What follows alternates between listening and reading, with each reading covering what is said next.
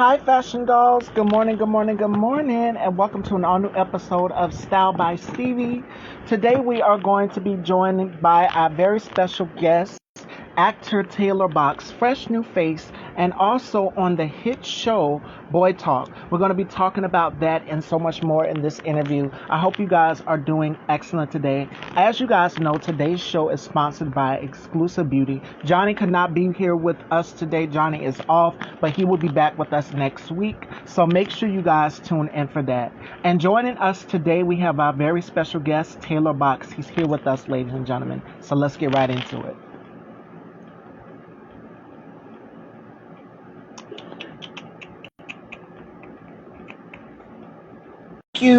Thank you, Nate. Make sure you guys go and check out Fire by Nate. His designs are absolutely everything. Good morning. Hey, Good good morning. morning, Stevie. How you doing? I'm doing wonderful. How are you? Hey, it's bright and early here in LA. 6 a.m. here, 9 a.m. there. It's good to be here. I know that we've talked about this for a while. So, how are you doing? Yes, I'm doing wonderful. It is such a pleasure to have you here. Thank you.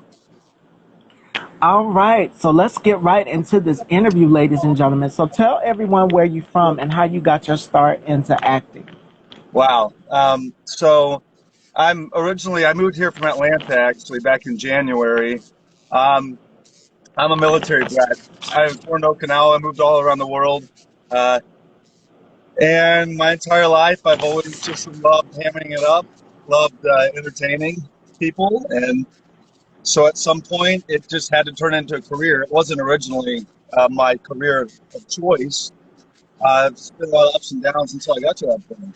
So, where do you want me to start? Like, do you have a specific place where you start, or just tell the story? Or- Yes, like how many brothers, how many sisters? Man, okay. I mean, I'm a storyteller, so I'm just going to warn you with that. But I was born in Okinawa.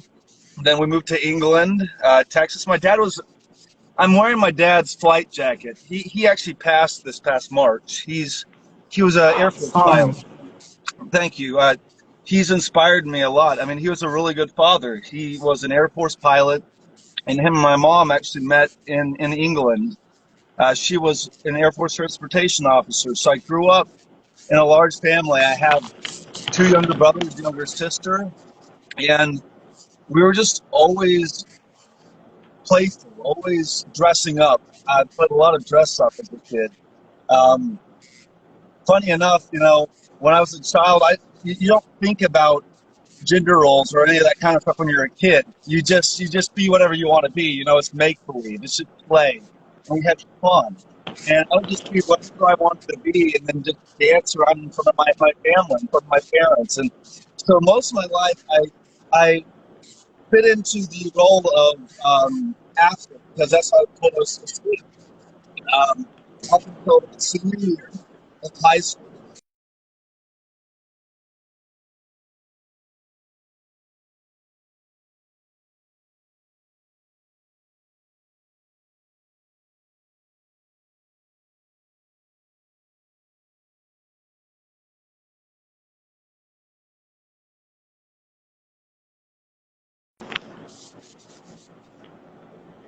Are you still there?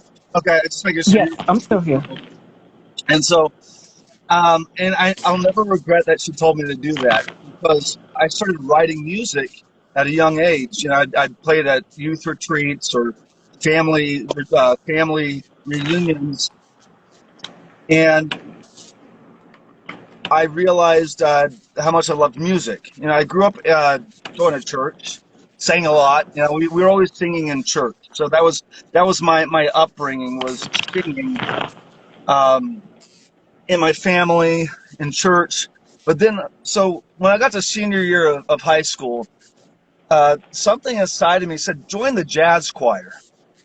And up to that point, I was the athlete, and I thought, okay, I'm going to join the jazz choir. And it lit up my life, being and performing in front of people singing.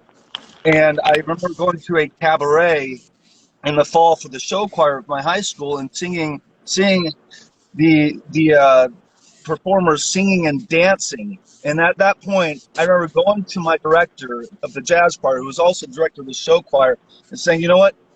I know that you need more men. I know that you don't have enough men doing this. I'm going to do this. I want to. And he said, that's fine. And from that point on, I remember that feeling of when we actually did a competition performance at the Lincoln Rose Theater on Broadway in New York. And I never felt happier than when I was on a stage performing, changing outfits, putting on the makeup, doing the hair, all that stuff. It just brought me this new sense of purpose and reality that was a new layer. It was like putting on masks and taking off masks. And as actors, we're always changing who we are constantly. I think as human beings, we're so multifaceted, multi-layered. And that's one of the first tastes I had of realizing I don't have to fit into the cultural mode that I was taught I had to be.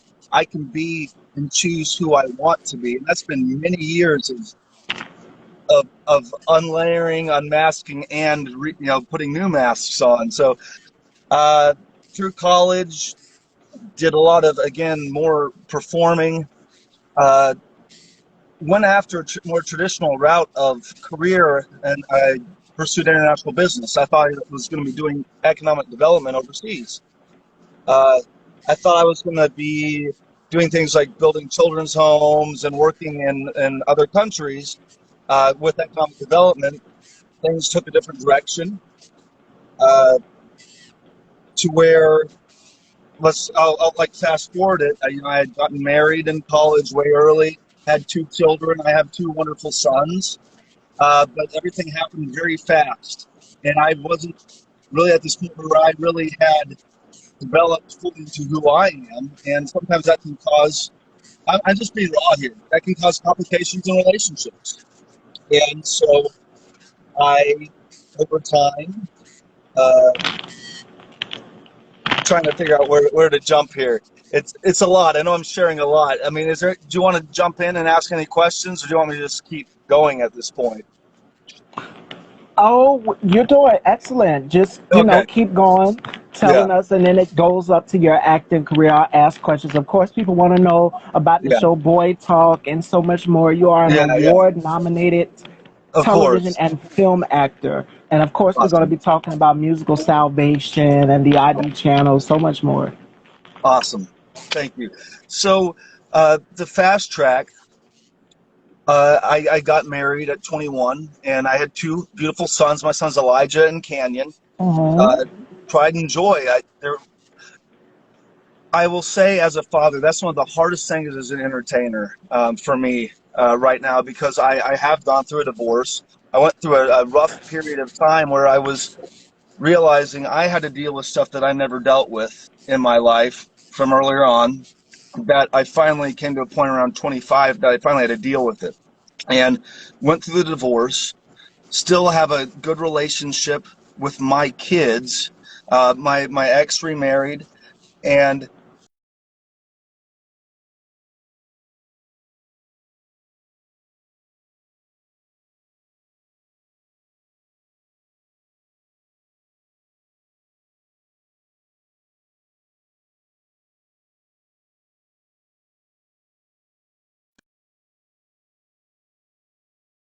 feel like I was really being authentic. And I honestly felt like I was kind of one of those guys on the Big Short that was just, okay, you're cool with just uh, making money at the expense of people that really need a home or really need a good deal, and it just didn't feel right, and I couldn't live with that. And so I went to my sales manager. He said, well, you know what, if you leave this job, you might play some music, at a local church, which is fine. There's nothing wrong with that. But, or you might, do some local theater, but you're not going to amount to anything else. Your life, your career ends here with this place. And I got up and I looked him in the eyes. And I said, you don't know who I am. You don't know where I'm going. And I walked out Hello? of that job. And at the time, I was a Lyft driver and an Uber driver, and I did that for many years. I never gone back to having a boss because I needed to have the freedom to become what I am becoming now. So in 2016, I realized being in Atlanta, I was going to this place called Unity. It's like a spiritual center, and there was a guy there, and he says to me, his name is Phoenix. You know, he looks at me and says, "It's your time," and I knew what he meant. And at that time, Atlanta, the acting was starting to really become a big thing. There was a lot of studios moving there, a lot of people moving there for the tax breaks, and I just said, you know what, God, this is my time here in Atlanta, and I'm going to go for it. So I jumped into background work. What I knew to do at the time. And at that time, Hidden Figures was being filmed.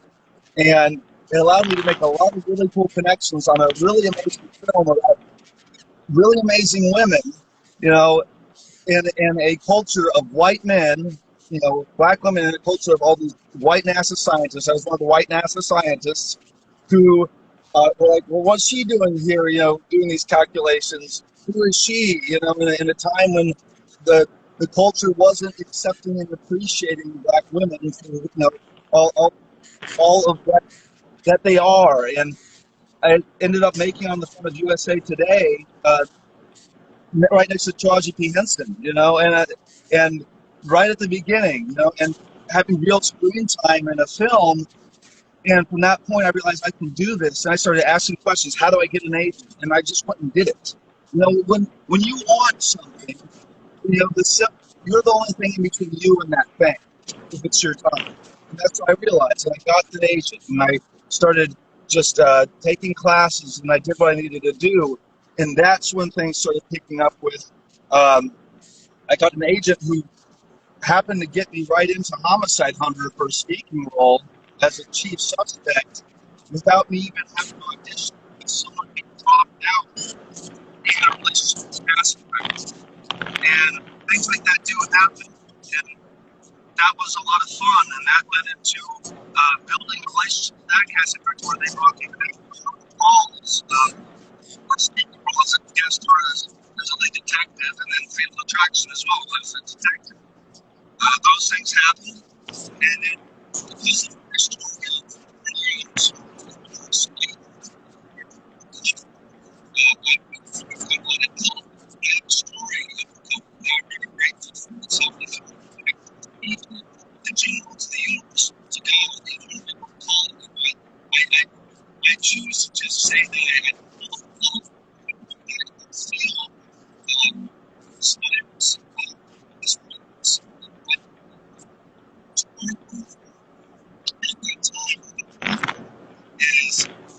I had a friend who knew a director who was working on something called a short film called Municipal Salvation. And so I sat down with this director who also had a story of recovery from drugs. And so we sat down, and because I had a story of recovery and I had a story of recovery, she said, hey, listen to what you're watching, realize we can work together to purpose and film. And let's start our and ended up playing a musician.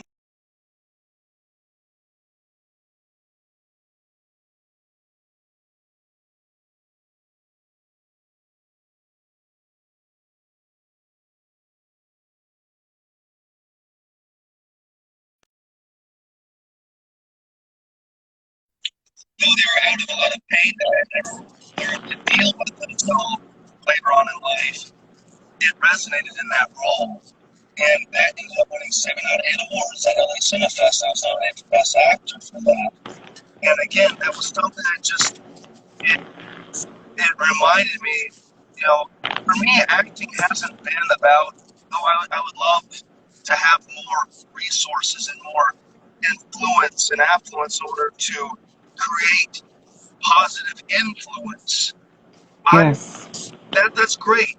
But for me, it was like I got to connect faith, recovery, and film and see how something I played, a role that I had to play that was very intense, could inspire and encourage other people to keep living, to keep breathing, to keep thinking about what's your next step, even if it's just the next step. take the next breath, reach out to somebody, it's worth living. And that led to continuing I created a web series with a friend that I met on Hidden Figures that we put 6 episodes out called That Background Guy, which is a silly, goofy comedy about a guy who wanted to get married and finds it out on websites. Produced that, wrote that, and got that out there. And over time, so what happened that led me to LA eventually is in Atlanta. I don't gonna say I hit a wall. It's just that there was some ups and downs, some growth. We all go through that. And a friend reached out to me and said, "Hey, I got booked for a role in China on a war film." And he said, "Hey, they have more openings right now. Do you want to go?" I'm like, "Yeah, man." And the thing is, this is how the mind works. This is, when I think about it, thought and intention. I was desiring. I just recently renewed my passport, and I was desiring to act overseas. And I remember saying, out loud to myself, praying, I want to act overseas. I want to be an international actor. I want to have a chance to go overseas and do that. And so I went ahead and submitted, and I was chosen to go to China. And they paid for flights and hotels, and we end up in China, and we're training. We're there for 3 weeks, and all the guys that were there, all the other talent, were all from LA. I was the only guy from Atlanta, and I'm thinking, okay, I'm feeling this vibe of this community of these people are just going after it here, and we're from Hollywood.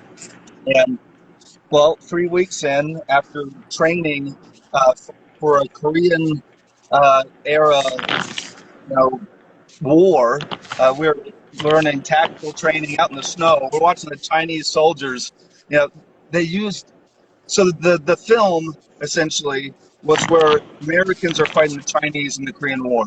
And so the Chinese government was using the Chinese soldiers, like, for the Chinese side in the film. And they're out there early in the morning, like, drilling and, like, rolling around in the snow, while us, like, Americans were, like, all, like, kind of freezing, like, walking by, going to get our breakfast. It was just very funny. And, but 3 weeks in is when we found out that there was something called COVID-19, the pandemic. We were supposed to do 3 or 4 months filming this war film, and I myself, one day, I was out training. We were practicing how to die in the snow. Basically, they're using these Chinese assassins to, like, knock us to the ground. And I hit the ground really hard. I thought, man, I don't feel that. Something doesn't feel good. And it wasn't just hitting the ground. I had 2 days before had this skip going out and working because it's up. I went back to my hotel. I couldn't get up. I had 160 fever. Everything was happening that you don't want to happen in your body. And I realized at that point, again, we didn't know what it was, but I went to the hospital and they put me on liquids and they put me on oxygen. And more than likely, I had COVID-19 when we were in China. And yeah, exactly, like the first heavy strain over there acting. And so they immediately, when they found out the travel ban was about to happen, and I signed myself out of the hospital. I was well at that point. We got on airplanes and got back to the U.S.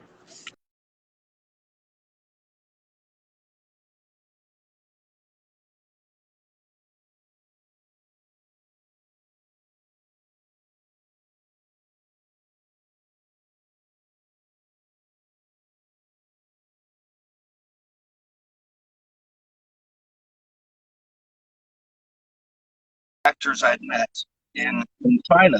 It's like I already have a network out here, and I already had a manager that I knew from childhood who had flown out to Atlanta about a year earlier and signed me for management, and had already lived out in LA. So it's like, okay, I have management out in LA. I have a network of actors. All I need is for me to get out there. And so years earlier, I was dating someone who kept pointing out the van life to me. And I thought, please stop pointing this out to me because you're probably telling me this because there's something else I need to do here soon. And so, well, sure enough, my brother had already built a van, and I started thinking, well, you know what? I think he built that van for me. And I just started thinking that, last summer. I started really just feeling that. And one day he called me, says, Taylor, I'm selling the van. He had taken, I'm in it right now, he had taken this work van and really got it into a tiny one. Wood panels, solar panels, shelves, the fridge. He, I went up to Washington, D.C., and I bought it from him, and I drove it back down to, at the time, I was staying with my parents in Huntsville to help take care of my dad. Like I said, he had passed in March and couldn't bring to him. We don't know how he got it, but like we had a lot of time with him. I was just putting as much time as I could with him in Huntsville.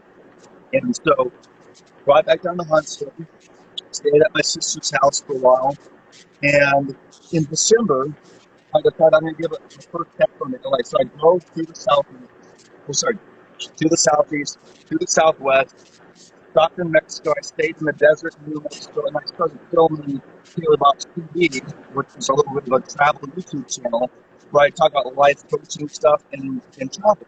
And went to the border wall and did a episode about tearing down walls. I went to the desert and talked about overcoming fears. And all this time, I'm tearing down walls in myself and overcoming my own fears. The stories we tell often reflect the parts of our own life. And I finally get out to LA to do this test run because a friend had invited me out to be a set dresser for the art department. I did that. I liked it. I flew a little lonely at first, but I learned to adjust where to park. It's amazing how much money you can save. Going to LA is very expensive to live. And so at that point, I got a call from my mom saying my dad had a stroke. I got right back down to Huntsville, and I spent Christmas with my family, with my dad, with my mom, my sister, my brothers. And again, in January, a guy who I had been like sort of coaching and mentoring for multiple years, younger guy who got out of the military. He needed to, for mental, to help with his mental life, but he was just so interested, so wanting acting. And he had this terrible manager who was basically stealing his veteran from him. It was not cool. I said, that guy's ripping you off. You need to get out to LA. And he came with me to my parents' house. And beginning of January this year, and my dad was sitting there on my sister's couch. It's the day that you have to understand, my dad had something called aphasia. He couldn't really speak clearly. He would, for example, he'd call the dog the bird, or he'd look at me and say, hello, my wife. When he means son, he knows what he's saying. But other people couldn't understand what he's saying. He knows what he's communicating. But he looks at me, just clearest English, with this huge grin, shaved head and everything, big smile. And he says, my famous son. And those are the last words, clear words that I heard from my dad. And I just remember feeling something like, if my dad can say this to me, I don't need anyone to say this to me, And my friend Jason, the one that, I helped get out of that terrible management situation, we got in the van when we drove out to LA. And he's doing really well out here. I mean, he's doing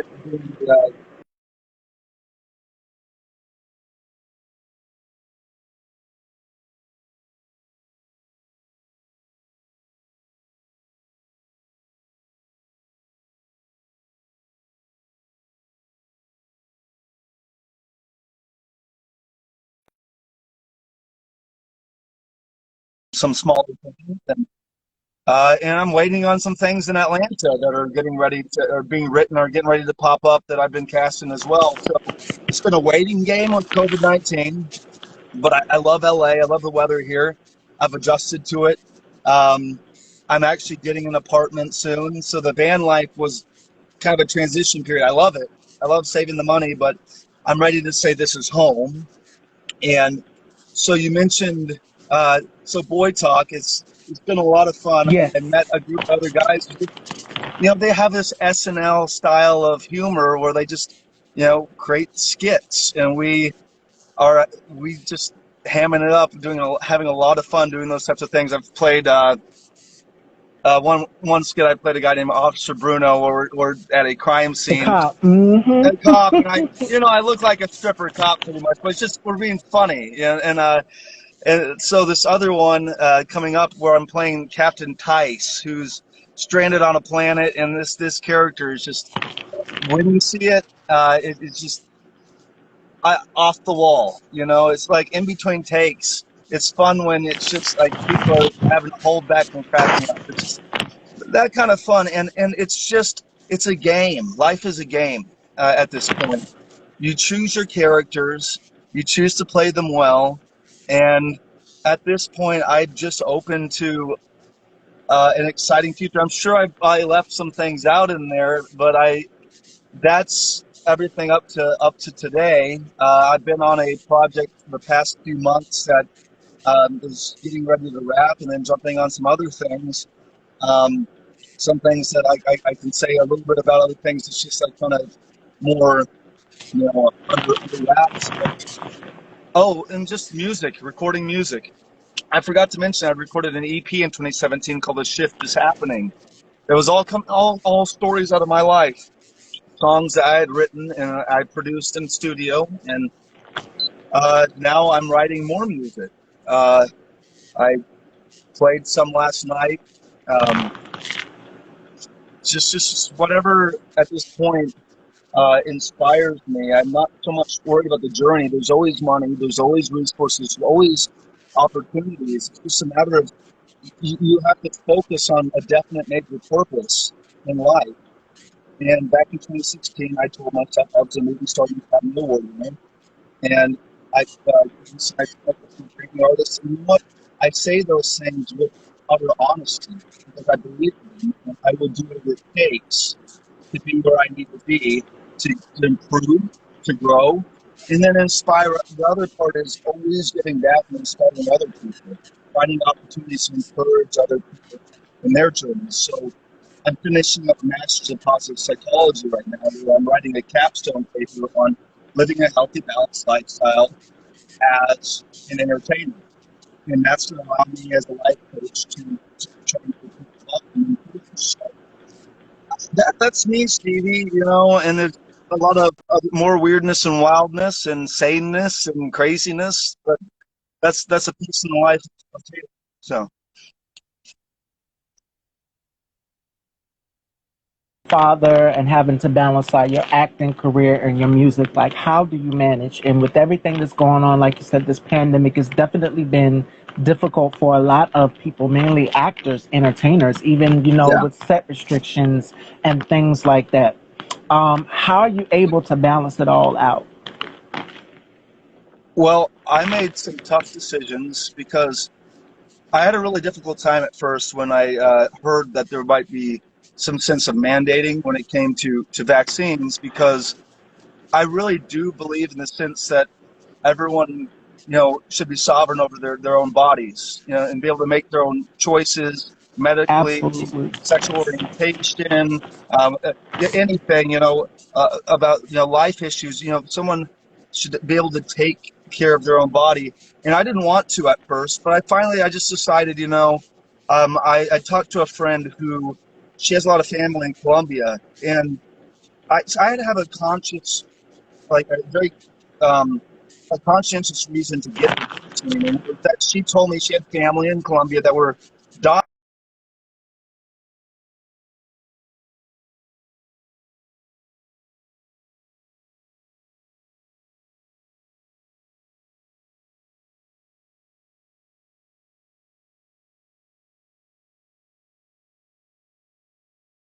I do feel for friends.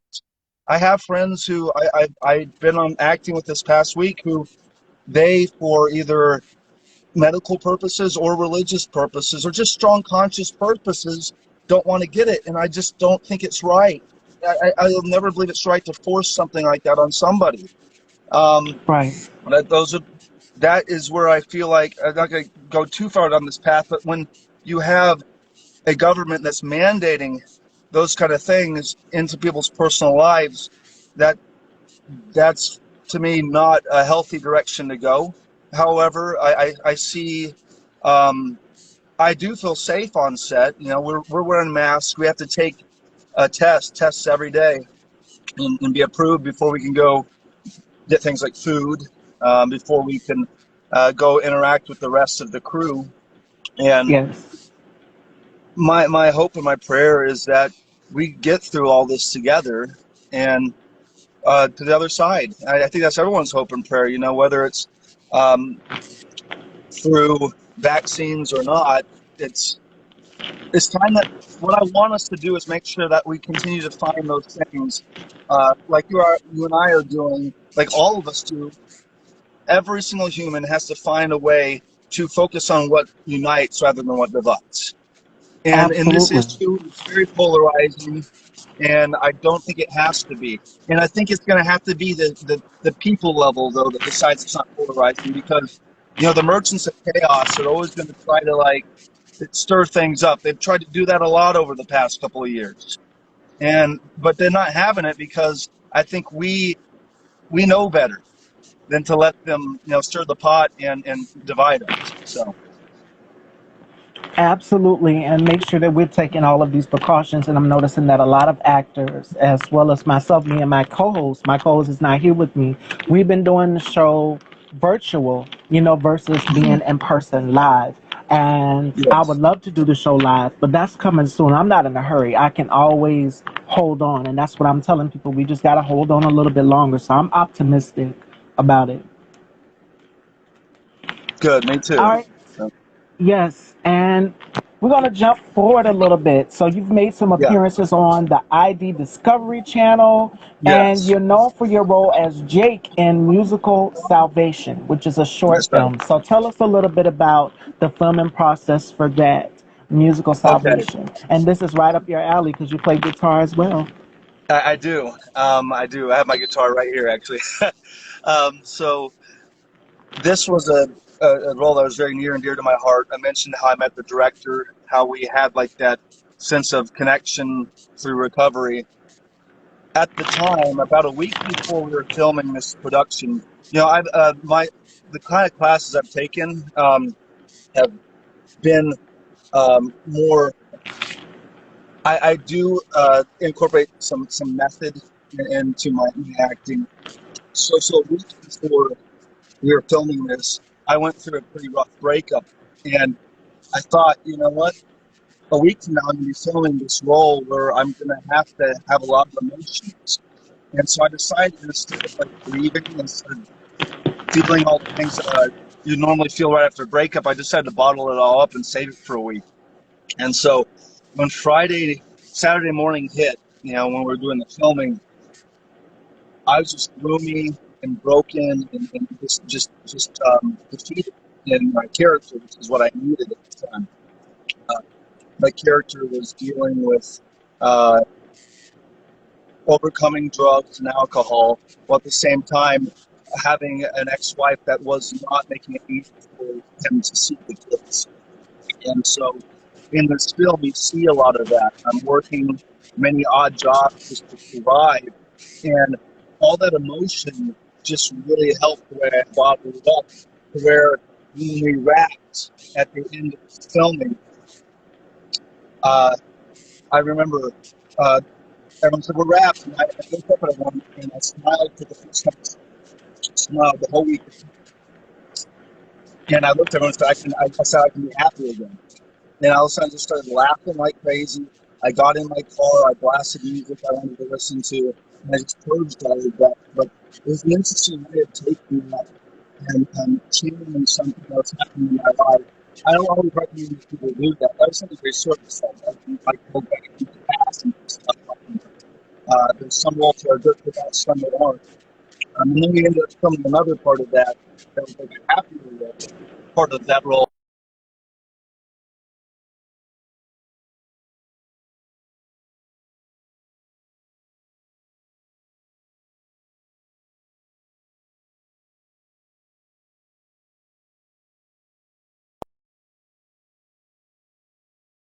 very early on in my acting career to get that nomination with at LA Cinefest, and just to have every actor early on, one of the big things that you're fighting for is getting good real footage that you Oh, can yeah. use to present to get more work. And because I am a musician at heart, and probably more of a musician and vocalist even than an actor, and I have to grapple with that sometimes because the music calls me when it's like, okay, no, I'm trying to focus on on TV and film. It's like, no, write the music, Taylor. Um, but it was great being able to see how I have footage that allows me to bring that together, so like I could play roles in films that are heavily musical, and that makes me very happy to have. And both of the two correlate just amazingly, 100%, 100%. So we're going to move forward, and I'm going Mhm. to ask you another question as well, and then we're going to get into our rapid five segment, and then Taylor is going to put Cool. me in the hot seat and ask me some questions in a segment I like to call Turn the Tables. So Okay. my question for you is, how do you remain grounded? Like, what keeps you sane? Because I know it's been difficult for a lot of actors, a lot of us, the journalists, the bloggers, everybody out here being separated away from their family and so many things. What is your go-to that makes you happy? Um, it really is. It is the music. Music helps me tremendously to play. I do meditate. I do whenever things feel chaotic or crazy. I silence myself. I really Mm, just go into stillness. I just quiet everything. And if I have to physically go somewhere, I'll get out of the city and I'll find somewhere that's more open, go for a hike. I don't always do it very well.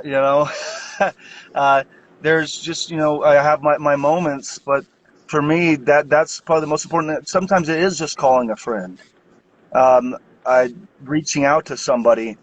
I like movies. I always will. I always will find a good TV show or movie and watch and focus on like just the characters, the development, the actors.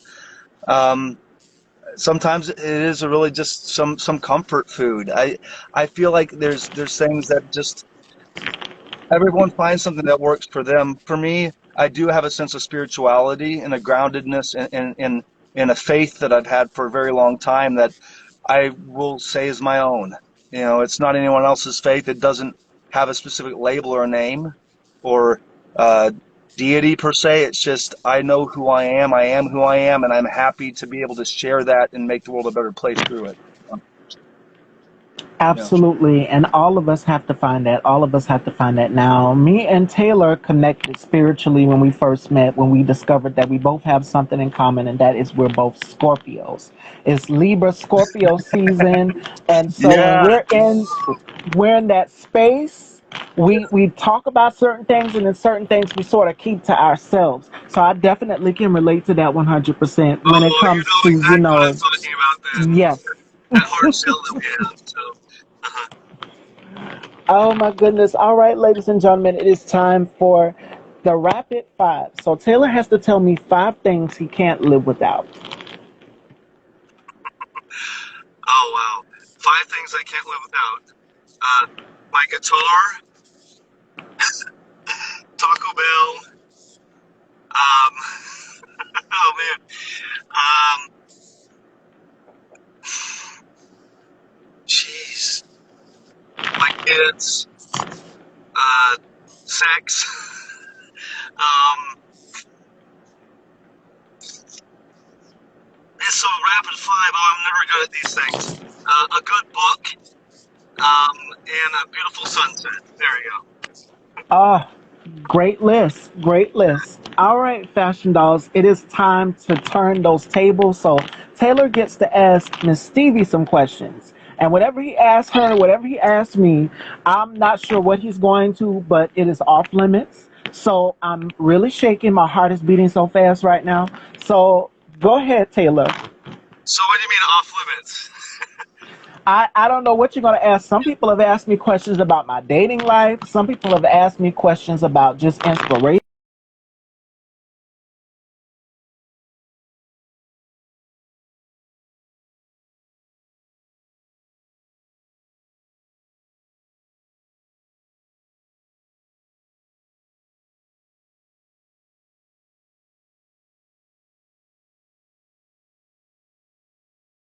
I okay, you're back. Good. So, Yes. so, do you have any siblings? You're in South Carolina, Mm, right? yes. Do you have I any siblings? have, yes, I have four brothers and I have two sisters. One of my sisters, God bless her soul, is passed on. But I love all of them. I love all of them equally. Some are in New York and some of them are down here in South Carolina. Okay. And okay, now are you from New York or South Carolina? Born and raised down here in South Carolina. My father's from New York, though. But that's where the majority of my family is. Okay. So, I know you're a big fashion. Have you? What's the biggest fashion center that you haven't been to yet? Like part of the world that you haven't been to yet, but you want to go to specifically for fashion? I would have to say Paris. Paris definitely bought it this season. The collections back to back were absolutely beautiful. Just the scenery to be able to take pictures and be in front of the Eiffel Tower, all of that, I would have to say Paris. That sounds amazing. I have never been to Paris myself. So, what is your ideal? Say that you meet someone, and it's more than just that's more than just a night. What's your ideal first date? My ideal first date.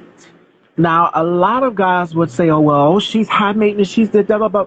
No, me. You can just give me take me bowling. We can go gaming. We can do something fun. I'm a very hands-on type of person. It doesn't have to be a nice candlelit dinner or anything, cheesy like in the films.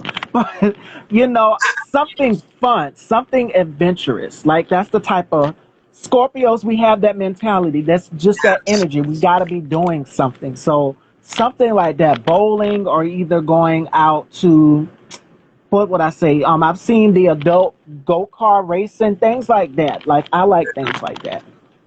That's so cool. You bring something up because we're both Scorpios. What is the most for you? What's the greatest thing about being a Scorpio, and what's the most difficult thing about being a Scorpio for you? The most difficult is being misunderstood because sometimes people misunderstand our actions and our motives behind we do things. And Yeah, then the most truthful and obvious thing about us is that we call it out firsthand. Like my mom is the type of woman that when she sees something, if she knows to somebody, because our moms know everything. Moms know everything. They will look you directly like, okay, did you tell me this? So, and me and her are the splitting resemblance of each other. So that's one thing that I'm grateful for being a Scorpio, and that's being able to pick up on discernment, being able to pick up on negativity and certain things. Like, okay, I need to kind of back away from this a little bit, but that's what I like about being a Scorpio is being able to call out the obvious and more importantly, be truthful. So yeah. cool. And that truthful piece, man. When you're able to call it, I know I'm able to call it BS like so easily. Like the radars go off. Like it's hard to be forgiving. When people cross you. But so if I were, for example, things were to boil down, not boil down, but like calm down with COVID, and I was in South Carolina, would it be better to go out and get a drink at a bar or to get coffee or tea at a cafe? What's the preference? Oh, I'll have to say both, but I'm a more of a daytime, morning time type person. So I would have to say coffee or tea because my friends, they always tease me like, oh my God, you're like you're from the British or something. So I would have to say coffee or tea. Yeah, cool. Let's see. Man, it's really good. It's a really good segment because I'm used to answering questions. So um, what's your ideal vacation spot in general, non-fashion, but just like where's like just a place you just know that you want to go? Venice, Milan, Italy. I'm all about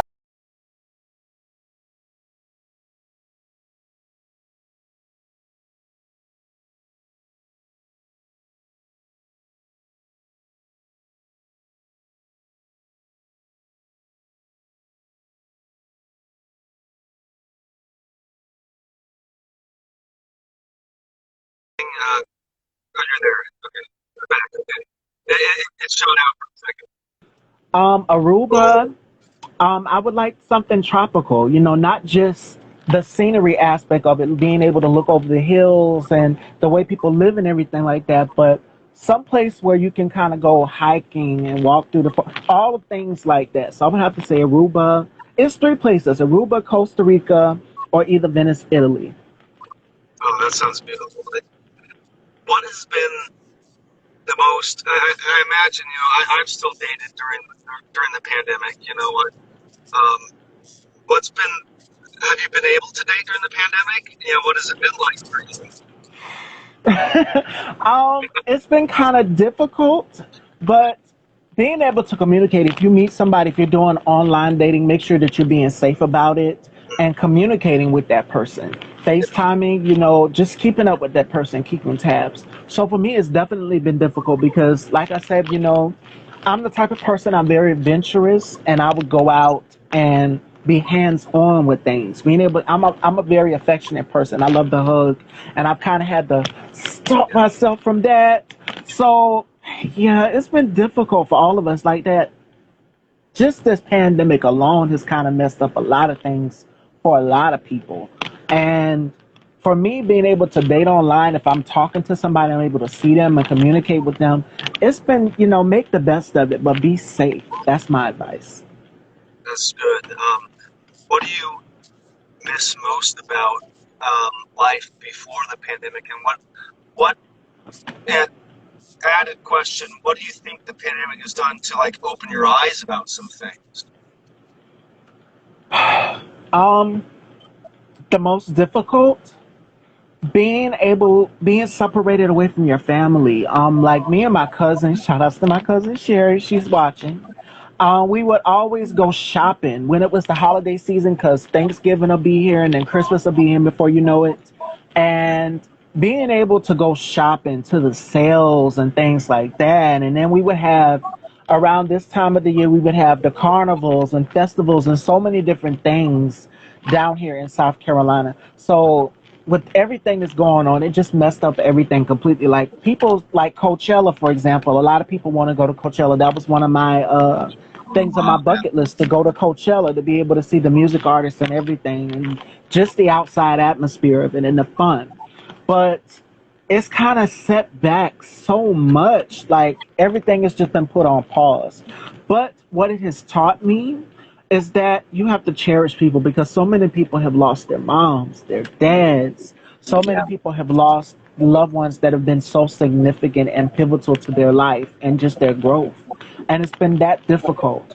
I've lost a great aunt as well. Yeah. And it's been Oh, I'm sorry. difficult, being separated away from your family and just in general having to communicate. We all on different schedules and different things. So I try to fit time into my schedule to make sure that I devote it to my family and friends as well too. That we all keep in touch. Like, hey, we're one phone call away. Are you all right? Just text me. We even have, like, I've seen people do Zoom dinners with their family members and things like that.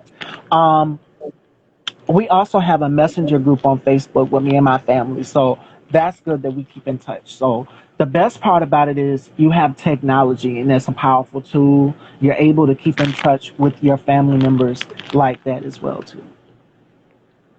Really good answer. Yes, a little long-winded, but No, it's so thank many you. layers to it. Thank you. That family is it's everything. I know for us, my family, we found an app called okay, it's not called Party Time, but something where we get together and we can play games and stay connected that way. So it's been very important during the pandemic. Um, who's your favorite? Who is your favorite musical artist? Everyone knows this, and I'm looking at the camera because everyone knows me so well. Oh, it's out of two. It's so many. But if I have to say one, it would have to be Whitney Houston. I love Whitney Houston. Cool.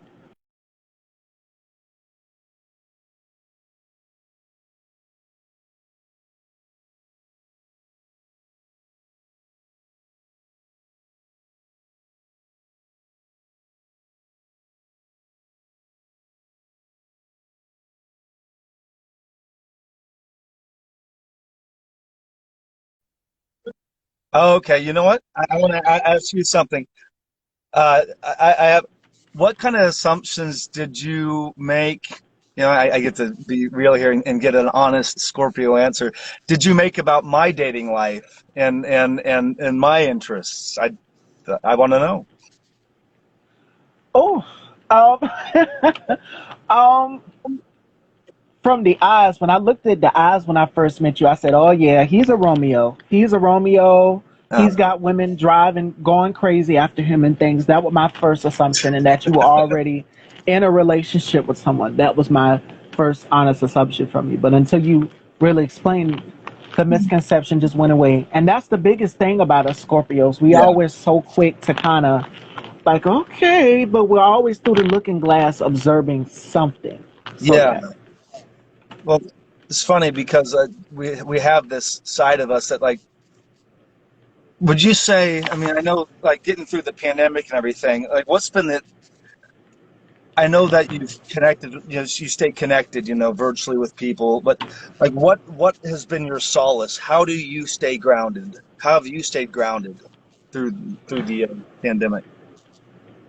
I have to say thank God for dogs as well too. My brother moved to Charleston, and we're babysitting his toy poodle. So she's been a solace. Animals bring you so much joy. They bring happiness to any occasion, whatever it is. And fashion, reading, lots of reading, educating myself on certain things, Yeah, trying to be a beautician at home, yeah, practicing on myself, certain things, because I know what a lot of women, we like to get our hair and nails done. As you can see, I love glamour, I love beauty. yes. So practicing on myself, better yet, using my mom as a mannequin. And that's what's keeping me happy. That's what keeps me happy. You have to find a common ground, and everybody has a common ground to what makes them happy. So I would have to say reading. Reading and writing is also therapeutic. Like you've mentioned Mhm. music. I used to write poetry. So it's always something that makes you happy. And my go to would have to be reading, writing, and fashion, and just beauty. Find an escape. Do you still write poetry to Um, this day? it's been a long time. It's been a long Mhm. time. And I remember I was digging through the archives, and I went and I found a book that I've written in fifth grade. Our teacher had us write books, and it's called A Door to Life. And I said, wow, just my drawing, the scribbling, and everything in it, it just takes you back. So it's always good to preserve memories. That's another thing as well too. Hey, Alex. So, all in all, you have the style by Stevie. What was the point that came together when you decided you were going to do this and make this fantastic show and bring all these talented, inspiring individuals onto it, which is, I mean, it's really a pleasure to be here. What was that moment like when you made that decision? When I made the decision, and then I added on co-host as well too. We'll get to that in a sec. Hmm. But when I created this platform, I said I wanted a place where content creators in general, everybody has SNL and the shows like the Stephen Colbert's and the Queen Latifah's, the Rosie O'Donnell, so many shows. I said, I want something that is for the culture. I want something that a young audience, because my viewers, the majority are from the ages of 18 to 30 and up, and then it goes up and up and up. So I said, I want something that makes people happy, that makes people smile. And I do it in a way that is so effortless and execute it properly. You get fashion, you get beauty, and then you get both perspectives. You get the male perspective, and then you get the female perspective. Because I know right now we live in a world where it's so divided, like, oh, men have power, women have this. And I always speak a lot about that on the show. So I said, why not add co hosts? So I added my two male co hosts to the show for the very first time this year. And when I tell you, Taylor, people just flocked in. They're just like the chemistry, the dynamic between the woman and these two men is everything. So shout outs to my co-host Johnny and my other co-host EJ as well too.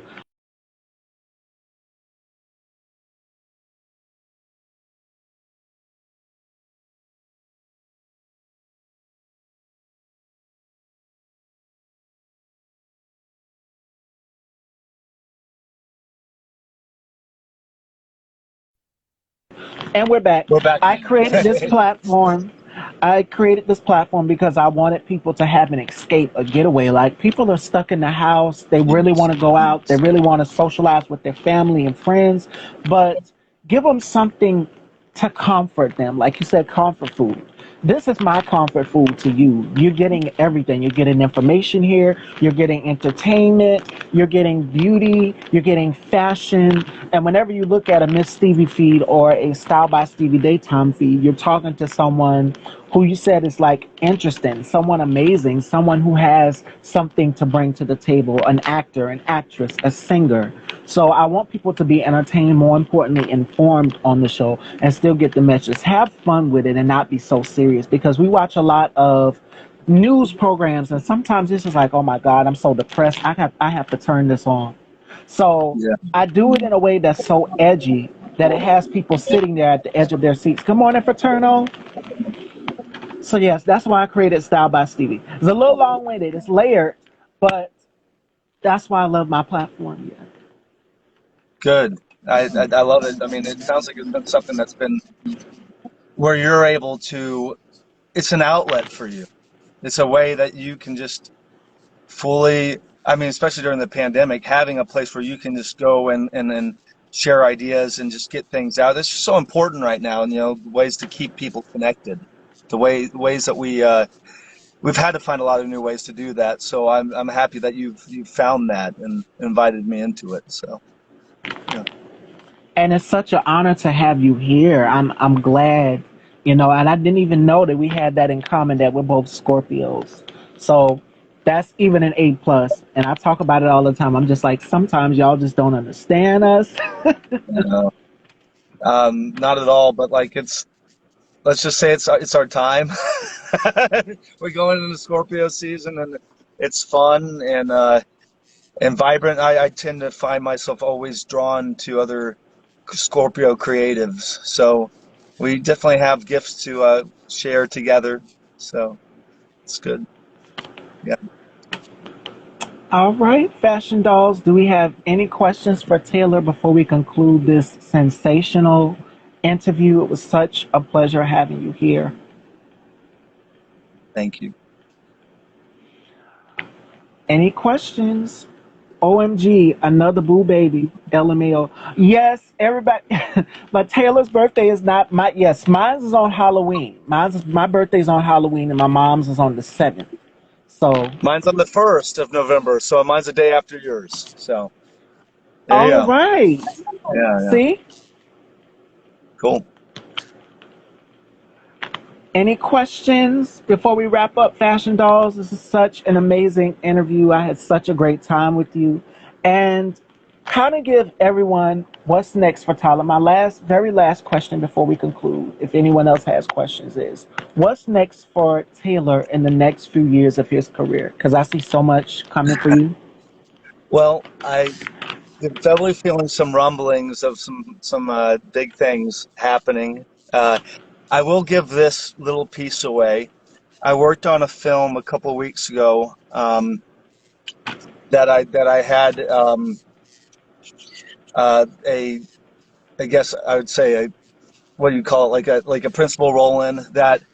Let's just say the same people who created the film that won Best Film for Academy Award last year is the same people who are creating this film. So that is exciting.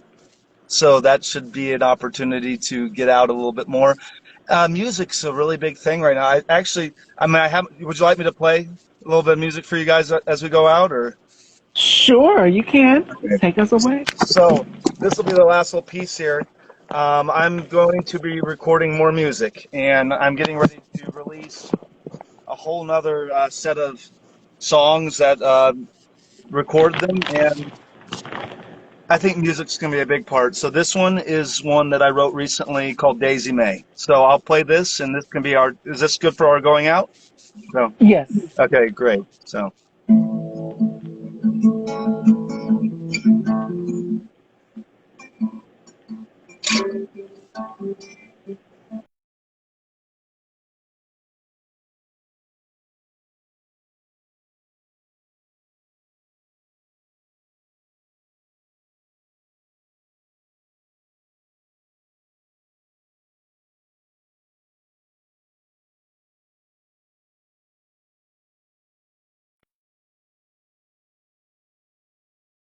refreshing like a summer rain.